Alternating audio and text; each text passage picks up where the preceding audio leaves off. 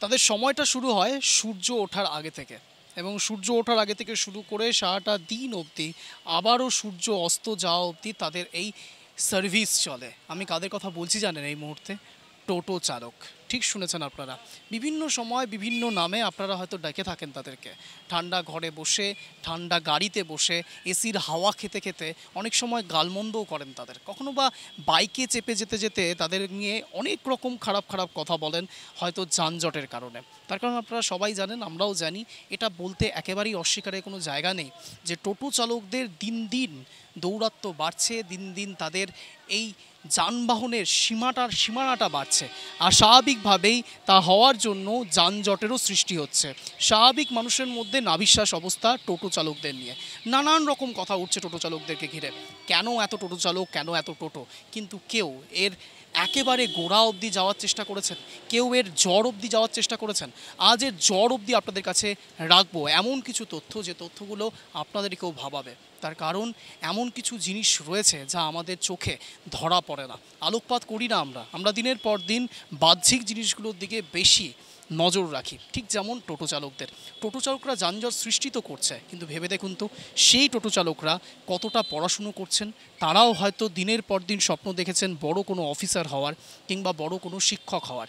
তারাও হয়তো সাধারণ ছাত্রছাত্রীদেরকে শিক্ষা দেবে এমনটা ভেবে পড়াশুনোটা করেছিল, কিন্তু না, অদ্ভুতভাবে ভাগ্যের পরিহাস তাদেরকে টোটো চালাতে হচ্ছে। কোনো কাজ ছোট বড় নয়, সব কাজই ভালো, সব কাজই খারাপ হতে পারে যদি তার নজর খারাপ হয়, অর্থাৎ আমরা কি দেখছি তার উপর নির্ভর করে সেই কাজ ভালো না খারাপ। এই যাবতীয় জিনিস জানার চেষ্টা করব এই মুহূর্তে।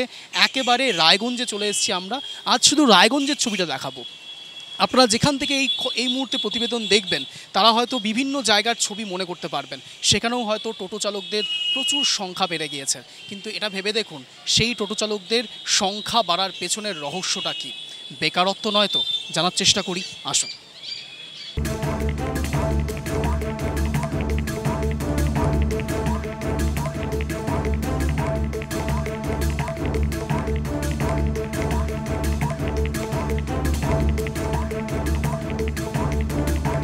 টোটো চালকের কথা বলছিলাম। আপনারা যানজটে বিভিন্ন রকমভাবে নাভিশ্বাস অবস্থা হচ্ছে, কিন্তু তাদের কথা বা তাদের অবস্থাটা ঠিক কোন জায়গাতে এসে তারা টোটোটা চালাচ্ছে একবার জানার চেষ্টা করি। একটু আসুন। আপনার নাম? স্বামীজুর সরকার। কতদিন ধরে টোটো চালাচ্ছে? 4-5 বছর ধরে। 4-5 বছর।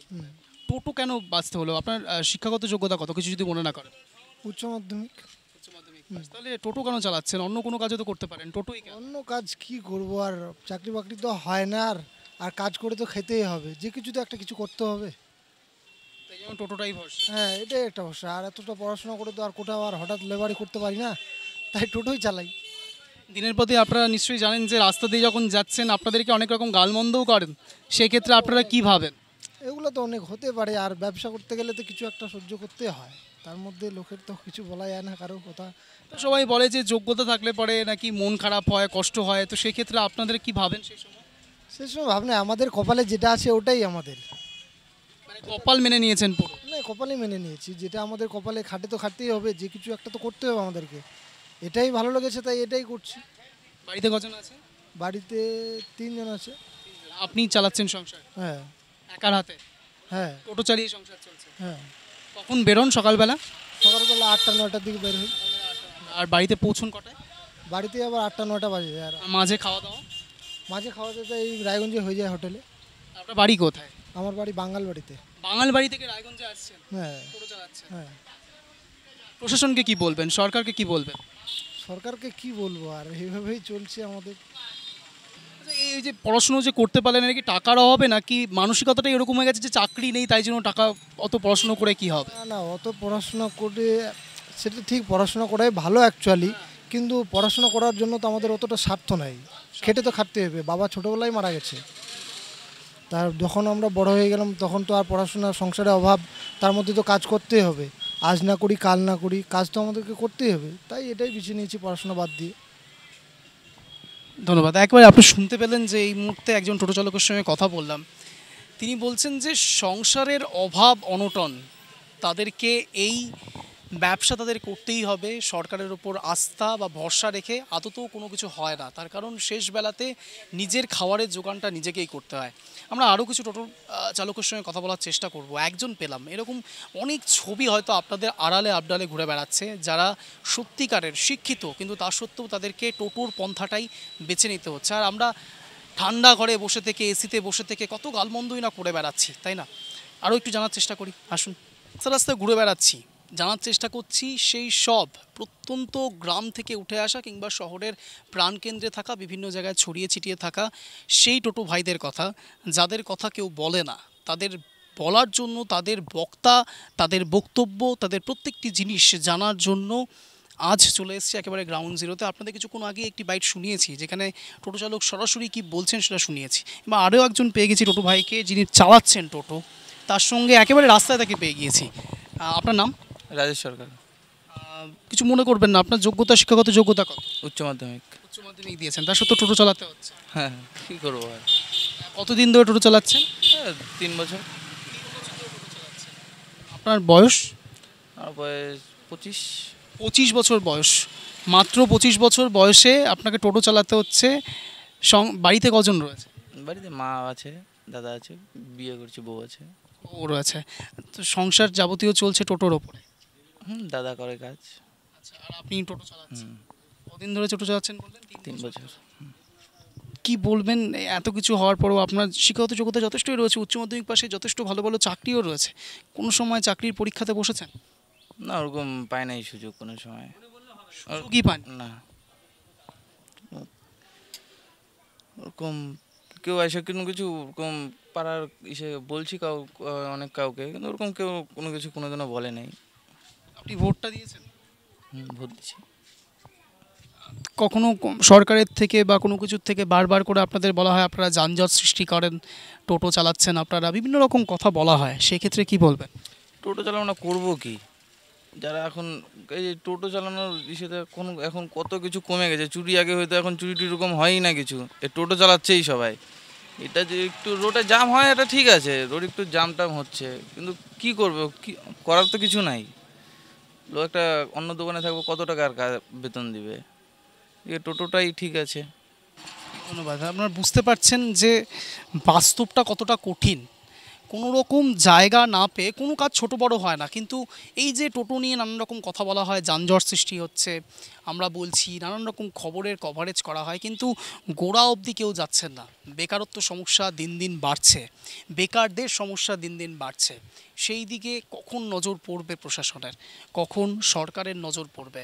দিনের পর দিন কখনো আমরা স্ক্যামের কথা বিভিন্ন রকম বের করছি, দুর্নীতি বিভিন্ন রকম আসছে, সেই খবর আপনাদের সামনে রাখছি, কিন্তু তারপরেও আরও কিছু বাস্তব রয়েছে সমাজের আনাচে কানাচে।